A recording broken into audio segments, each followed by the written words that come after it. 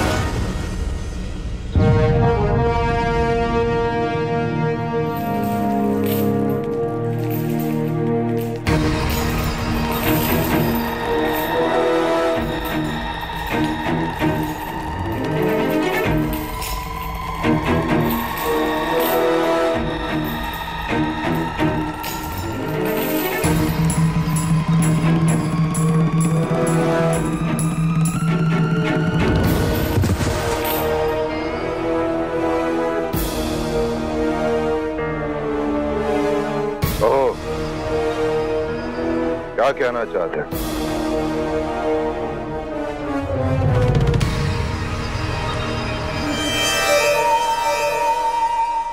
मरने वाले को भी एक अंतिम इच्छा का अधिकार होता है सम्राट,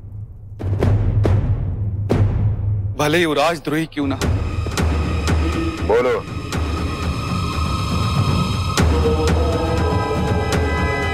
मेरी पुत्री निर्दोष है सम्राट, उसे षड्यंत्र के विषय में कुछ भी ज्ञात नहीं था। उसके लिए क्षमादान मांगता हूं।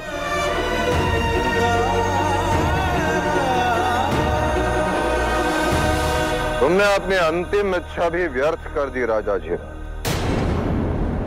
क्योंकि मैं तुम्हारी पुत्री को दंडित करने वाला था ही नहीं।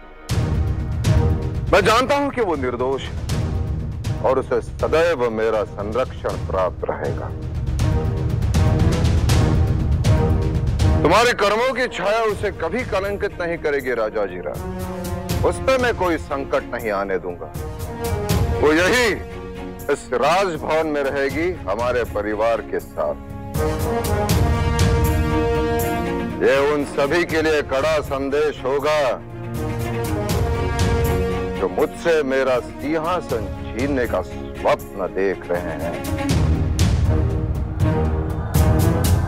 अहंकारा पूरे सम्मान के साथ अपना जीवन व्यतीत करेगी यहाँ, और उसके पालन पोषण का संपूर्ण दायित्व मैं स्वीकार करता हूं। मेरे पास अपनी कृतज्ञता व्यक्त करने के लिए शब्द नहीं है सम्राट, शब्द नहीं है।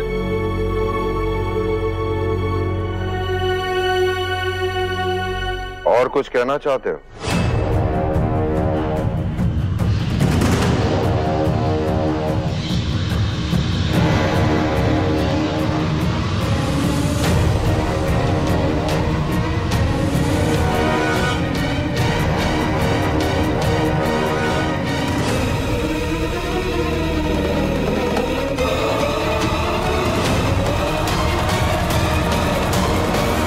ले जाओ इसे।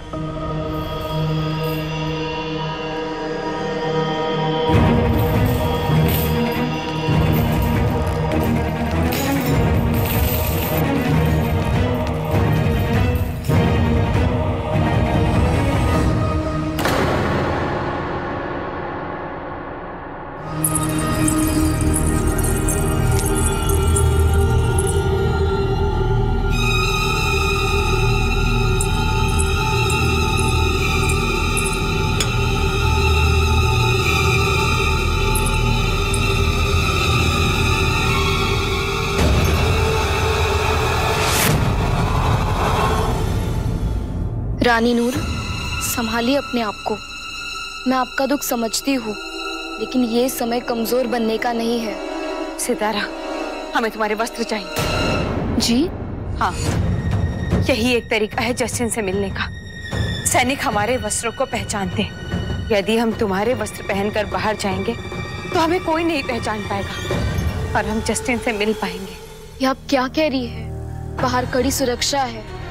यदि आपको किसी ने पहचान लिया तो आपको कुछ नहीं होगा, लेकिन आपके पिता मीर मुझे जरूर मार डालेंगे। तुमने हमारी बात नहीं मानी तो हम तुम्हें मार डालेंगे।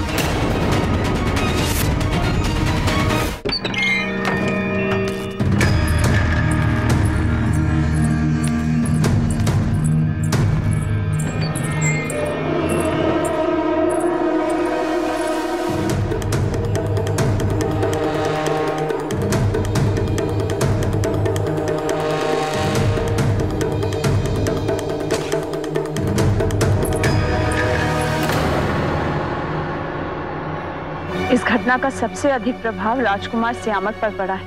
पहले ही वो इतना भयभीत था लक्षागृह की दुर्घटना से, और अब राजकुमार जस्टिन, जिन्हें वो अपना गुरु मानता हुआ है, उनका इस षड्यंत्र को रचना। राजकुमार श्यामक इस सबसे बहुत दुखी है। ना वो कुछ खा रहा है और ना ही सो रहा है। संतान कैसी निकलती है ये मां पर निर्भर करता है। अब रानी नूर को ही देख लो, सदैव इतना सुरक्षित रखा है उसने श्यामक को। अगर योद्धा बनाना है, परिस्थितियों का सामना तो करना पड़ेगा ना। रणभूमि भी साथ जाओगे क्या? अब सुशीम को ही देख लो। मैं उसे नहीं कहती कि उसे क्या करना चाहिए और क्या नहीं। उसने अपने सारे दायित्व अपने आप ही स्वीकार किए हैं। हाँ, वो थोड़ा दुखी है, लेकिन अपने सारे दुख भूलकर वो अपने पिता को ढूंढने गया है। किंतु राजकुमार श्यामक अभी बहुत छोटा है। उसे मार्गदर्शन की, समर्थन की आवश्यकता है। और तो और रानी नूर को भी सहायता की आवश्यकता है। उंगली पकड़कर तो नहीं चला सकते ना, ना ही श्यामक को और ना ही रानी नूर को। हाँ, अपनी कोई दासी दे सकते हैं जो ऐसे संवेदनशील बालक को संभाल सके।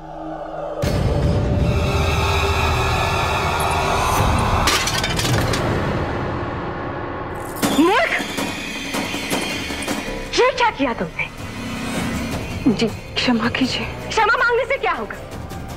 जानते हो कितना मूल्यवान था ये? तुम्हारे 1 वर्ष का वेतन भी इसका मूल्य नहीं चुका सकता।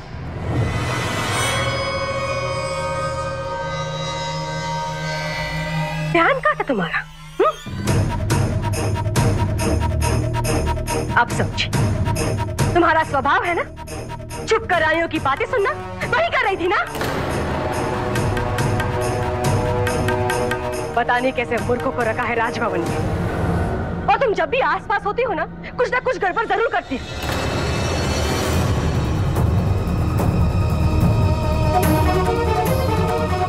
पता नहीं रानी सुबह से कैसे सहती है तुम्हें। अगर तुम मेरी दासी होती ना तो कब का तुम्हें मैंने बाहर फेंक दिया होता।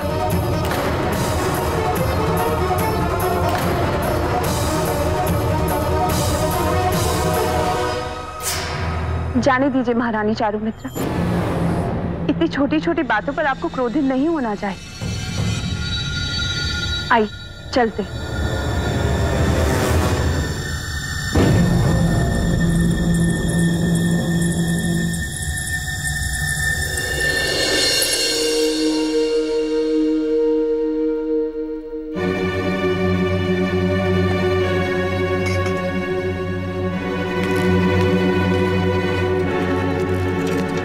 माँ, आपने मुझे रोका क्यों?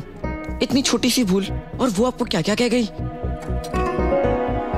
आप ही ने मुझे सिखाया है ना कि किसी की भी अनुचित बात सुनना, सहन करना उचित नहीं होता।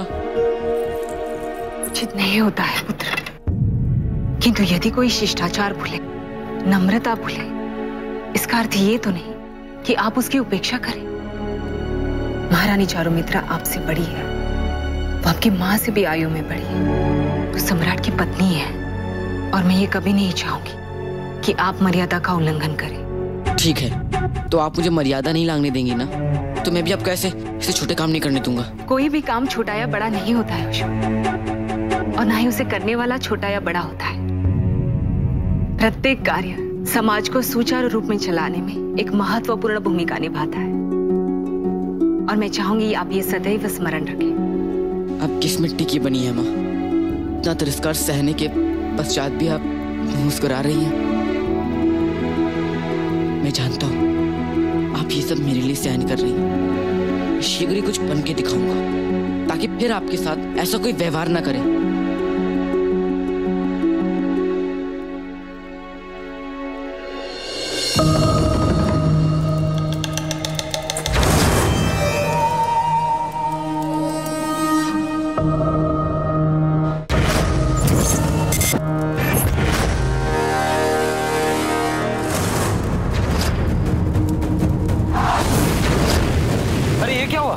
ये बूझ कैसे गया? चलो चल के देखते हैं।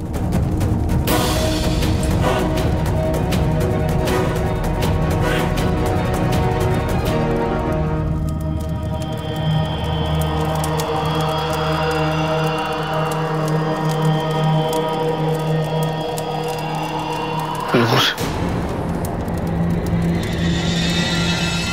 जसिन,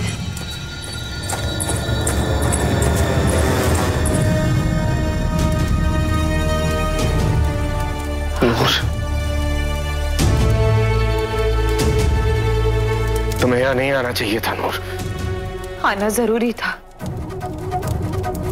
हाँ जसिन, आना बेहद जरूरी था। जानना चाहती थी कि तुम अपने बेटे और हमें किस बात की सजा दे रहे हो। हमारी जिंदगी जब शुरू होने वाली है तो सब कुछ क्यों खत्म कर रहे हो? जिस जस्टिन को हम जानते हैं वो ऐसा कुछ नहीं कर सकता। और जस्टिन, तुमने खुद आकर हमसे कहा था कि ये जो कुछ भी हुआ उसमें तुम्हारा कोई हाथ नहीं है। फिर अचानक ये सब क्यों? जस्टिन बोलो। झूठ बोला था मैंने तुमसे। ये सब मैंने नहीं किया है। क्या तुम सच में ये चाहते थे कि हम और श्यामक उस लाक्षय ग्रह की आग में झुलसकर मर जाए? बोलो जस्टिन, क्या इसलिए तुम चाहते थे कि हम उस राजभवन से निकल जाए? मैं तुम दोनों को बचाना चाहता था और इसलिए तुम्हें वहां से भेजने का प्रयास किया। और तुम्हारे अंगरक्षक ने तुम्हें धोखा दे दिया, है ना? क्यों जस्टिन, आखिर क्यों कर रहे हो ये? किसके लिए झूठ बोल रहे हो? उस औरत के लिए जिसने जीवन भर तुम्हारे बलिदानों को श्रेय नहीं दिया? उस औरत के लिए जो हमें अलग कर देना चाहती है? उस औरत के लिए जो अपने ही बेटे को मरता हुआ देख सकती है?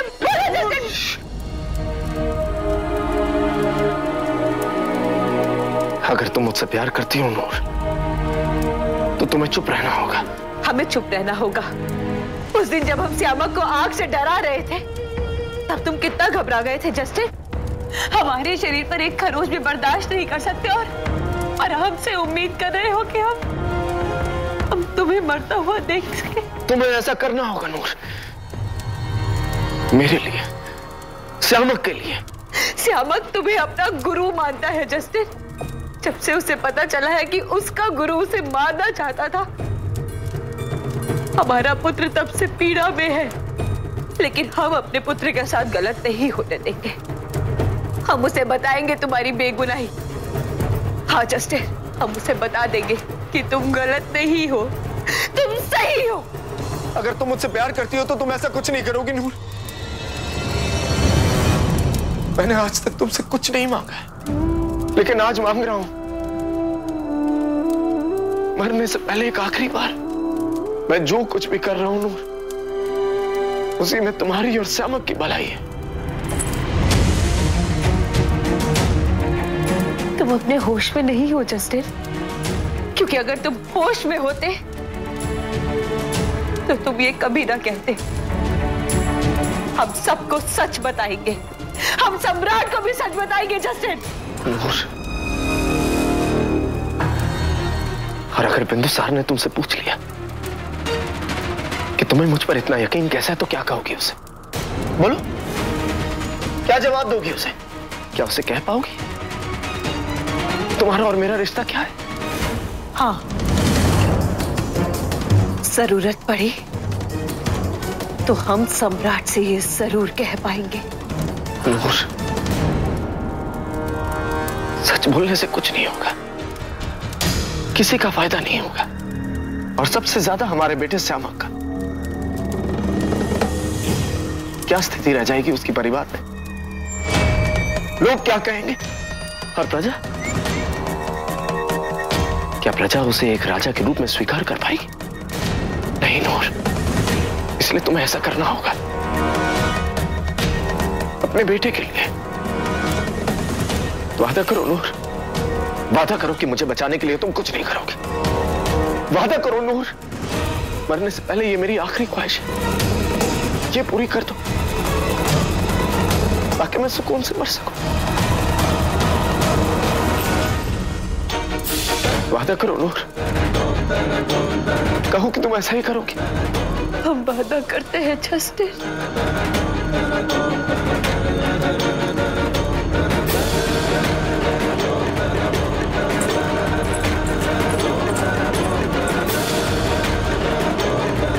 मुझे माफ कर देना नूर,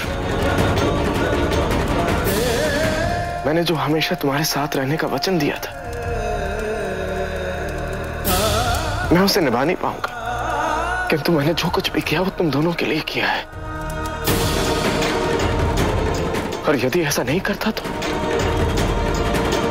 तो श्यामक के सपनों का क्या होता? और मैं ऐसा कभी नहीं चाहूंगा कि मेरे पुत्र के साथ ऐसा हो। मैं नहीं चाहता कि जो जीवन मैंने बिताया वो मेरे बेटे को जीना पड़े, और मैं ये कदापि नहीं चाहता कि मेरा बेटा अपनी मां के सपने को पूरा ना कर सके।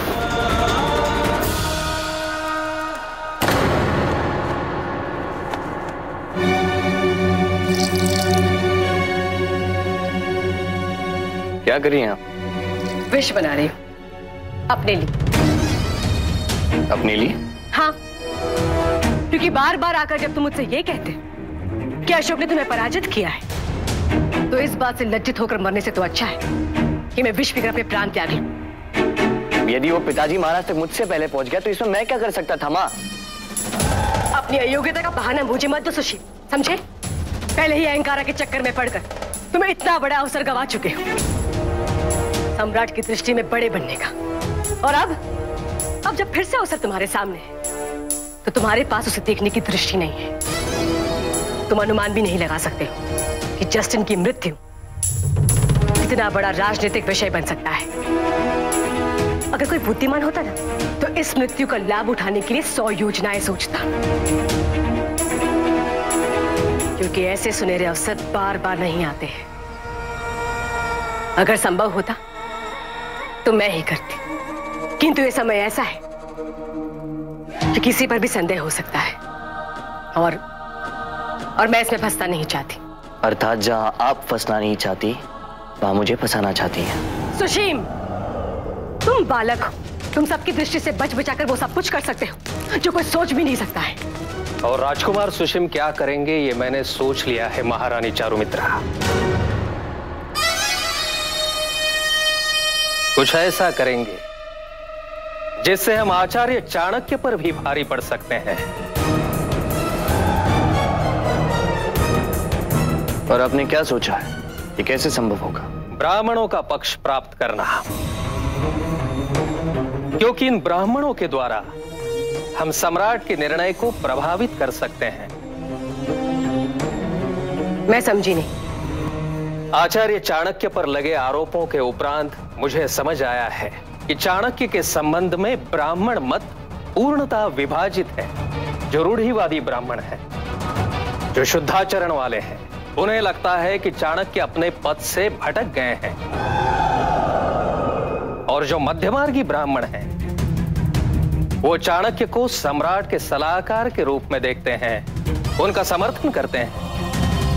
अब मैं चाणक्य के संबंध में ब्राह्मणों के इस विभाजित मत का लाभ उठाते हुए उत्तराधिकारी का विषय उठाऊंगा। और फिर ब्राह्मणों के दबाव में आकर पिताजी महाराज के पास मुझे उत्तराधिकारी घोषित करने के अतिरिक्त कोई विकल्प ही नहीं रहेगा। निश्चित परंतु जब ऐसा होगा तब आप उस प्रस्ताव को अस्वीकार करेंगे। क्या? जी, सम्राट के मन में इस समय उस व्यक्ति के प्रति निश्चित अविश्वास है जिसके मन में सिंहासन के प्रति थोड़ा सा भी लोभ है। इसलिए राजकुमार सुशीम कहेंगे कि भूतकाल में घटित दुर्भाग्यपूर्ण घटनाओं के कारण इस समय उनके मन में सिंहासन नहीं, पिता के प्रेम की कामना है। सिंहासन जीतने से पहले आपको अपने पिता के विश्वास को जीतना होगा राजकुमार सुशीम। अति उत्तम महामात्र, आप भी कुछ चाणक्य जैसे सोचने लग गए।